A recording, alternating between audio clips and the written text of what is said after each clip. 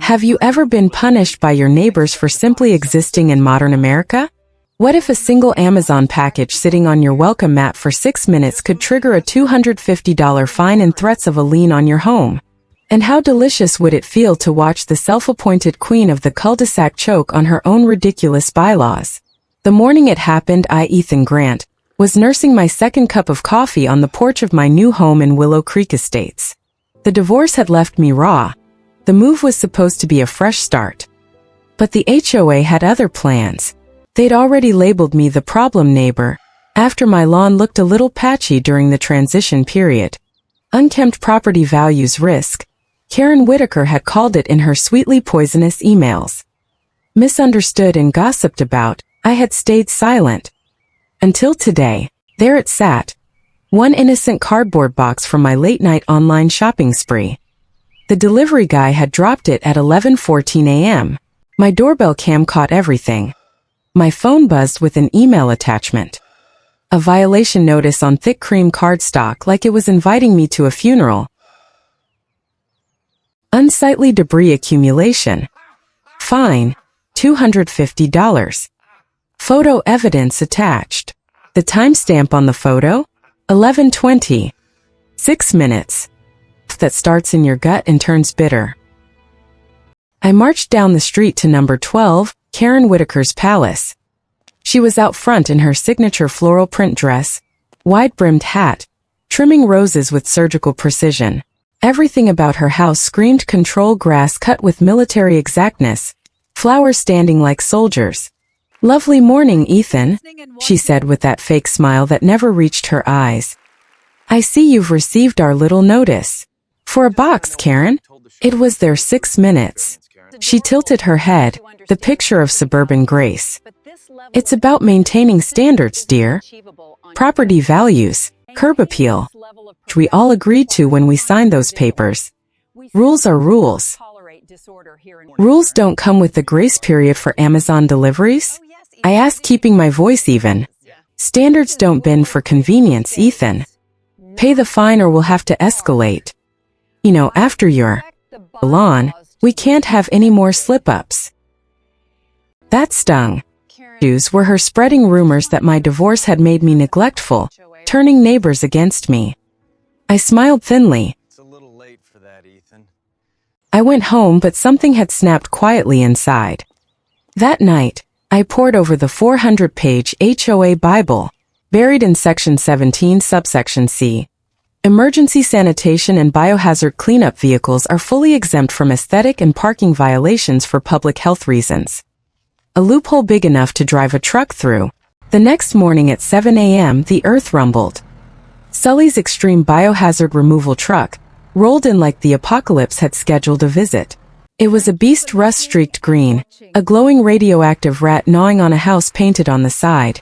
"No job too gross," in screaming letters. It parked perfectly so the rear doors faced Karen's breakfast nook. Yellow caution tape went up. It began unloading barrels and spraying mist dramatically. Neighbors peeked from windows. Watch exploded. Oh my gosh, I can't believe it. At 7:10, Karen's door burst open. She stormed over in her robe, hair still in curlers. "What in God's name is this abomination?" Sully, a burly guy with a beard that could hide small animals, barely looked up. "Ma'am, level 4 containment. Please stay back for your safety." She turned to me, eyes wild. I sipped my coffee behind the tape. "You were right about the mess, Karen. That box was just the beginning." Her face went through several interesting shades of red. "It was cardboard. This is harassment." "Just following the rules you love so much," I replied calmly. "Public health comes first, right?" She called the cops. Looking like he needed a vacation. One look at the truck and he sighed deeply. After checking permits, he shrugged at Karen. "It's legal, ma'am. Emergency services." The psychic scream she let out could have curdled milk. The days that followed turned my quiet street into performance art. The hazmat team returned daily, Geiger counters beeping, taking dramatic soil samples while shaking their heads solemnly. One guy even pretended to scrub my mailbox with a toothbrush for the optics. The neighborhood lost its mind. Across the street started baking support cookies but really wanted gossip. The Facebook group theories ranged from toxic mold to government cover-up. Someone posted, "Is Ethan patient zero?" Another genius suggested the whole block needed to evacuate before the spores spread. I just sat on my porch sipping coffee like I was watching the Super Bowl, while Karen's perfectly curated empire started to smell like the inside of a porta-potty on a hot day. She tried damage control, temporary disruptions, and maintaining community harmony, but her mask was cracking. The power she wielded like a scepter was turning against her. She who lived by the bylaws was now dying by them.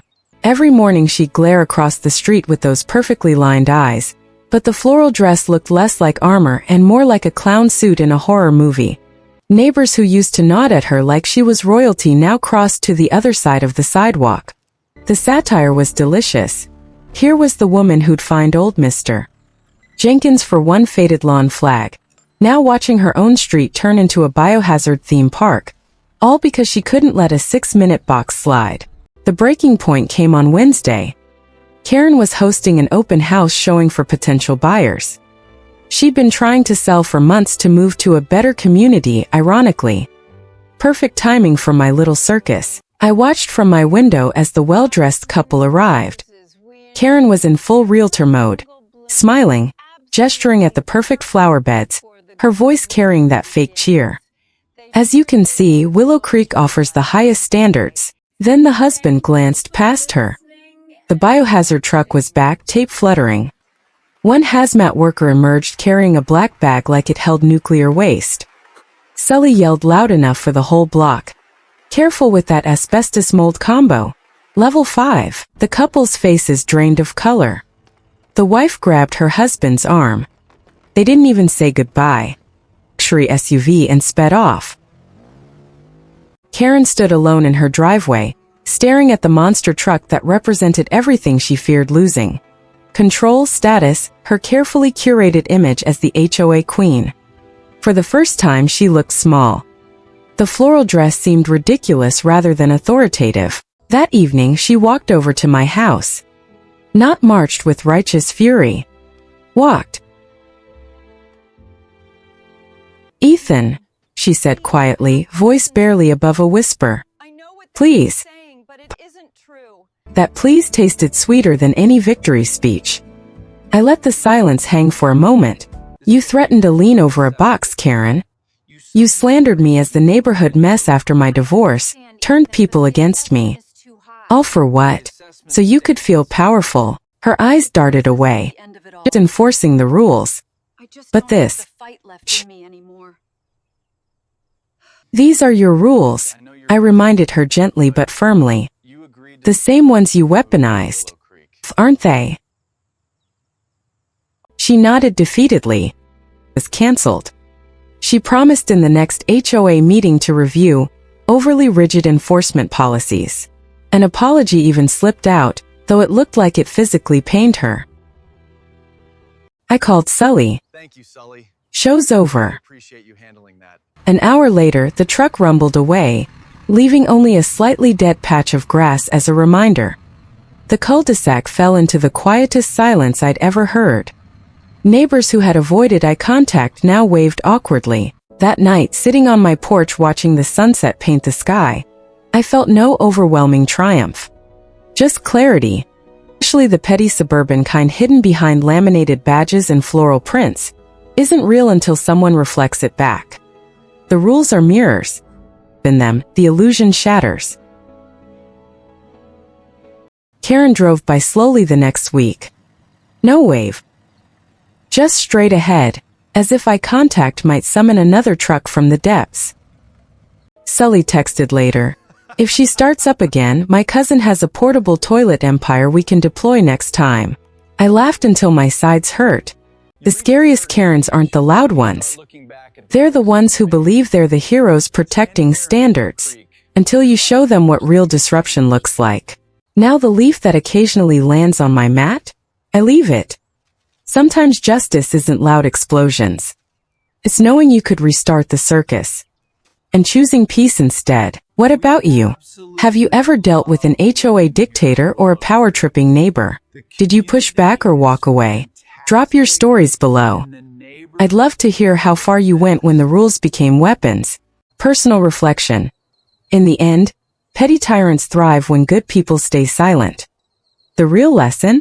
Rules meant for harmony become chains when weaponized. Push back intelligently, reflect their absurdity back at them, and watch the house of cards fall. Justice doesn't always roar. Sometimes it arrives in a rusty truck with a radioactive rat on the side.